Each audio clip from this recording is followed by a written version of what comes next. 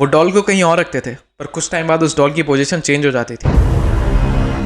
Florida शहर के museum में हर हफ्ते कुछ क्रीपी से लेटर्स आते हैं जिसमें एक कॉमन चीज लिखी होती है, हे रॉबर्ट द डॉल, प्लीज मुझे माफ कर दो, उस शाम मेरे से बहुत बड़ी गलती हो गई थी। ये बात 1924 की है, जब जर्मनी के एक बहुत बड़े बिजनेसमैन वॉक पे निकले हुए थे।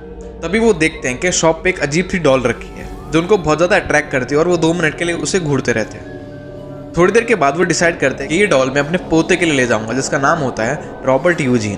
और उस शॉप के ओनर उनसे बोलते हैं कि सिर्फ शो पीस के लिए, इसको हमने बेचने के लिए नहीं बनाया है। ये करीब 120 साल पुरानी डॉल थी जो उस शॉप पे रखी हुई थी। इसका क्रिएशन कुछ यूनिक था। इसमें एक लड़का था जिसके हाथ में एक डॉग था और जो किसी भी बच्चे को अट्रैक्ट नहीं करेंगे, उसको और ज्यादा डरा देंगे। और वो बिजनेसमैन किसी की नहीं सुनते और उस डॉल को मुंह मांगी कीमत पे खरीद लेते हैं और जाके अपने पोते को गिफ्ट कर देते हैं। रॉबर्ट यूजीन को ये डॉल बहुत ज़्यादा पसंद आई थी और उनको बहुत ज़्यादा लगाव हो गया था इस डॉल से, और इस डॉल का नाम उन्हीं ने रखा था, रॉबर्ट द डॉल। कुछ दिन सब ठीक चलता है, पर फैमिली वाले कुछ टाइम बाद नोटिस करते हैं कि जो यूजीन है उनका इस डॉल के प्रति लगाव जो है बहुत ज़्यादा बढ़ गया है। अकेले रहना पसंद करते हैं, वो कभी अपनी फैमिली के साथ टाइम स्पेंड नहीं करते हैं। एक दिन यूजीन के घर में काम करने वाले सर्वेंट एक चीज़ नोटिस करते हैं कि यूजीन के कमरे से लगातार कुछ क्रीपी वॉइसेस आ रही थी। कभी ऐसा लगता था कि कोई चिल्ला रहा है और कभी ऐसा लगता था कि 2 बंदे आपस में बात कर रहे हैं। वो रूम में एंटर करते हैं और देखते हैं कि यूजीन के अलावा उस कमरे में कोई भी नहीं। उनको लगता है कि शायद उनके मन का वहम होगा। यूजीन का जो कमरा था वो एक रोड साइड व्यू वाला कमरा था जिसकी विंडो रोड की साइड खुलती है। कुछ दिन बाद बहुत सारे लोग ये कंप्लेन करते हैं कि जब हम उस रास्ते से निकलते हैं तो उस रूम से एक डॉल हमें देखती है।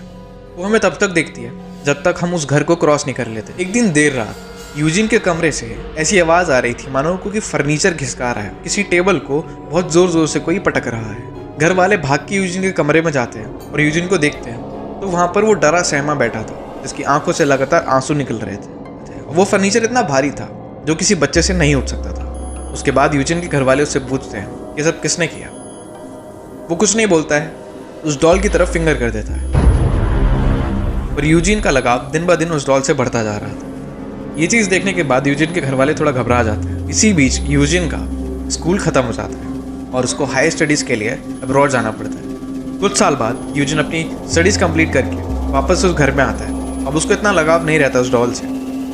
उसके बाद यूजीन की शादी एनी से कर दी जाती है। एनी को वो डॉल अजीब सी वाइब देने लगती है फर्स्ट डे से और उसको वो बिल्कुल भी अच्छी नहीं लगती है। एनी यूजीन से बोलती है कि इस डॉल को प्लीज़ किसी को गिफ्ट कर देते हैं या फिर इसको घर से बाहर फेंक देते हैं। यूजीन बोलता है ये मेरे ग्रैंडफादर का गिफ्ट है, मैं इसको ऐसे नहीं फेंक सकता, और अगर तुमको ये नहीं अच्छी लगती तो मैं इसको दूसरे रूम में शिफ्ट कर सकता हूँ। यूजीन ऐसे ही करता है, उस डॉल को दूसरे कमरे में शिफ्ट कर देता है। रात भर सब कुछ ठीक रहता है और अगली सुबह जब यूजीन घर से निकल जाता है और एनी अकेली होती है घर में, तो उसको उस कमरे से अजीब अजीब आवाज़ें आने लगती हैं। कभी ऐसा लगता था कि कुछ बच्चे ऊपर खेल रहे हैं और कभी ऐसा लगता था कि कोई दर्द में उस कमरे से चिल्ला रहा है। ये चीज़ देखने के बाद एनी बहुत ज़्यादा डर जाती है और यूजीन को कॉल करके घर पे बुलाती है और वो बोलती है कि इस डॉल को प्लीज़ इस घर से बाहर फेंक दो। यूजीन बोलता है तो एक काम करता है, उस डॉल को एक बॉक्स में पैक कर देता है और पैक करने के बाद उसको स्टोर रूम में लॉक कर देता है। तो उस डॉल की जो हरकतें थी वो और ज़्यादा भयानक हो जाती है, वो आवाज़ें और ज़्यादा तेज़ हो जाती है। कुछ टाइम बाद अननोइंग रीज़न की वजह से यूजीन की डेथ हो जाती है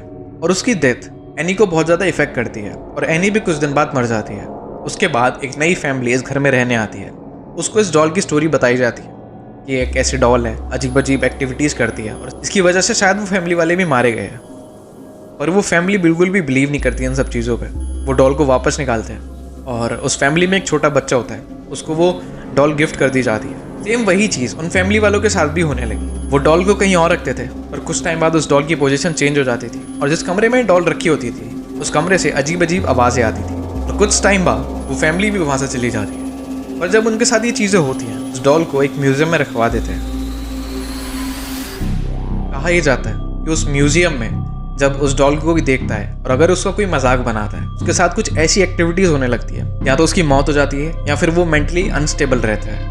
कुछ टाइम बाद जब टूरिस्ट आते हैं और उस डॉल का मजाक बनाते हैं, उसके कुछ दिन बाद से ही इस म्यूज़ियम में कुछ लेटर्स आना शुरू कर देते हैं जिसमें लिखा होता है, Robert the doll please forgive me, मुझे माफ़ कर दो, शायद उस दिन मेरे से बहुत बड़ी गलती हो गई थी, मुझे माफ़ कर दो। इस चीज़ पे हॉलीवुड में एक मूवी भी बनी है।